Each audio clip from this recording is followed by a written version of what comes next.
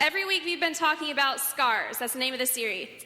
A scar is a pain that leaves some type of mark on you. There's two different kinds of scars. There's physical and there's emotional. So we've talked about in the first couple of weeks different kinds of scars that you might have. When I was in, I think it was like the 3rd grade, I lived in Ohio, we lived on a golf course. Does anybody know on golf courses those big tunnels that go underneath the ground? It's like a big tube that you ride underneath. It's like a metal tube. That's what it is. Anybody know what I'm talking about? Okay, a path that goes underneath.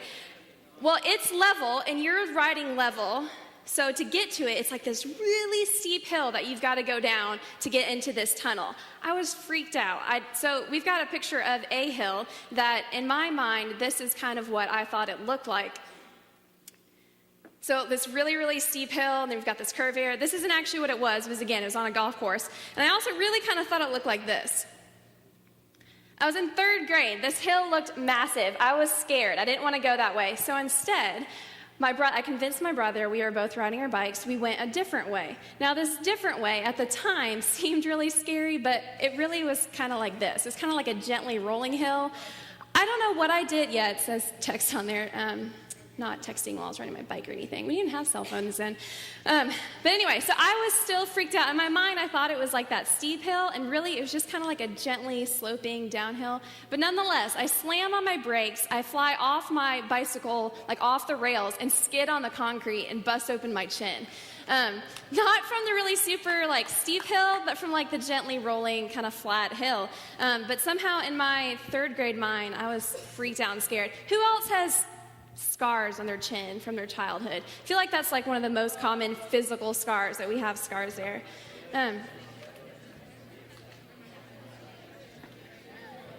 So we all have these physical scars. We've been talking about these in small groups too. And a lot of times we don't even know where they came from. We have scars in our body and we don't even know what brought them about. And now we're all turning to our neighbor and telling them about our scars. Please stop at this time. But these are the kind of scars that heal. We know where they came from. We know what caused them. Emotional scars are so much different. We can be walking around filled with emotional scars and look completely fine on the outside. And people don't even know what's going on with us half the time. These are the kind that knock us off course. These are the kind that really mess us up, these emotional scars. But regardless, we all have them. We all have emotional scars. We just have different kinds and different ones. But because of this hurt that we all have, it causes us to have scars. In John 16:33, Jesus says, "I have told you all this so that you might have peace. Here on earth you will have many trials. You'll have many trials and sorrows." It doesn't say maybe. It doesn't say sometimes or you might, or on a bad day you might have trials and hurts. It says you will. No matter what, we are guaranteed to have these trials and hurts and sorrows. But the next part of the verse is what we're focusing on today. It says, "Take heart, for I have overcome the world." And this is Jesus' message to us, that he has overcome the world and come on our behalf with our hurts. So that's what we're talking about today, that everybody deals with hurts in some ways. We all deal with them somehow. We just don't always deal with them in healthy ways. So we'll be talking about the unhealthy ways and healthy ways. But to get us started off this morning, Molly Wells is going to come up here. Let's welcome Molly. And Regina, if you can bring that mic back up here that you had, that'd be great. Yeah, Molly. And it is over here on the side, I believe. So Molly, you can take a seat. So we're going to be hearing from a couple different people this morning about some of their experiences with scar stories. And so first we're going to hear from Molly. I'm Molly. I'm in the 8th grade at Page Middle. And I'm here to share one of my scars. When I was in the 5th grade, I was friends with a group of girls. And then a new girl came and, she started to become one of my friends. And little did I know that she was just not in a very good situation. Her brother was in and out of ALC. He was having trouble with drugs. He was just not in a very good situation. And so her home life wasn't the best. But throughout the year, I would have little conflicts with this girl. And she never, I never really did anything. She was just kind of, I was just kind of like her outlet where she would, take everything out on me. And to the point where I was just afraid to go to school. I was being bullied so badly. And I remember it like it was yesterday. I had gone to a sleepover, and I came home the next day, and I was just wiped out.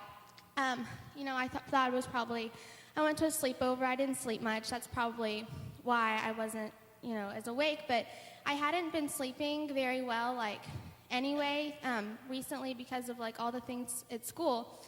And I don't remember this part clearly as much, but I took a nap, and my mom said that I got up, and I came to my mom, and I was half asleep, and I said, "Mom, this girl is coming at me with a weapon."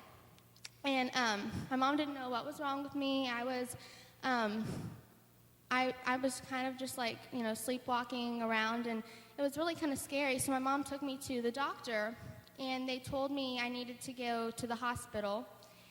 And you never really hear many people going to the hospital for bullying, but they were afraid that girl had, gotten some kind of drug or something and she had put it in my lunch during the school day.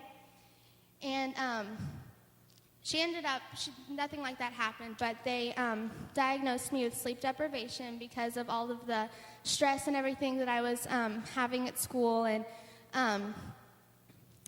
it was just, in the 5th grade, you really, I really didn't know God.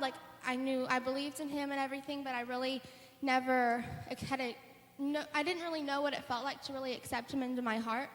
And I say that story because I know that it was an emotional scar for me, but in a good way, that scar left something good. It, now I know more how the person sitting alone at the lunch table feels. I know how to treat people better. I definitely am more aware of people's situations around me. And let's see, like I said, in the 5th grade, I was still in 56. I didn't get the chance to come to the youth group, and when I hit the youth group, that's really when I started accepting God into my life. And I thought, now looking back, I think the cool thing was that I hadn't accepted God in my life, but God had accepted me in his. He was there even when I didn't expect him to be. And one thing that helped me when I was in the 5th grade was that's when I started playing guitar, and I started songwriting, and I started really taking music into my life. And I think that that was definitely something God put into my life to try to help me get through those things, even if I didn't realize it. That's why he put music into my life. And anybody that's is going through a situation that I went in, or a situation that in the past that you're still having trouble getting over, I would say that sometimes we go through hard things in life, but God definitely wouldn't put us through anything that we couldn't handle. If he might put you in the worst situation you think is possible, but he wouldn't face you to it if he didn't know that you were going to get through it someday. And there's always hope. And we talk about scars, leaving bad things, and we talk about scars leaving things that hurt you. But like my scar, it actually left me with a good lesson that I learned. So awesome. Thanks, Molly.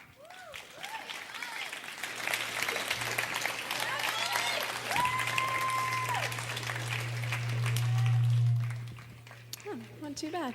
All right, so Molly shared about a scar that she's experienced, which I know a lot of y'all have probably experienced bullying, or somebody who has. That's something that probably you've seen at your school and people have gone through. And Molly was able to deal with that in some pretty healthy ways. But a lot of the unhealthy ways that we tend to deal with our scars is like putting a Band-Aid on it.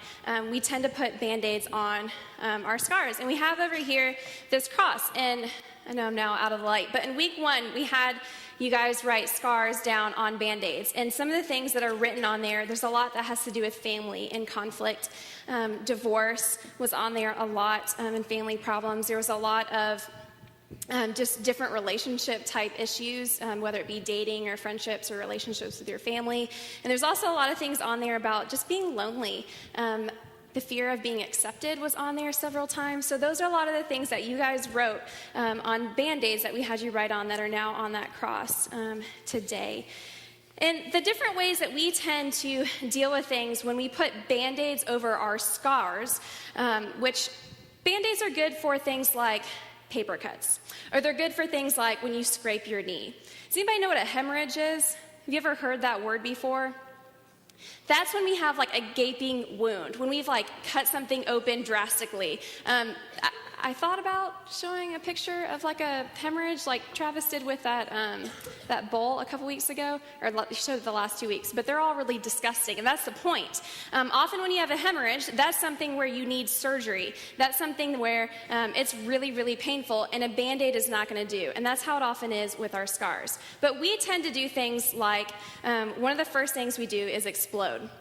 So I know some people who explode. This might not be what you do, but I bet you know somebody who's often just kind of on edge and just kind of lets it go when they're dealing with their scars. Often it provides kind of this temporary relief, but it doesn't really provide healing. The second thing that people do is pout. I bet this is one that, is anybody, you're like, yeah, that's me. I tend to just kind of pout. I won't really talk to anybody, won't talk about it.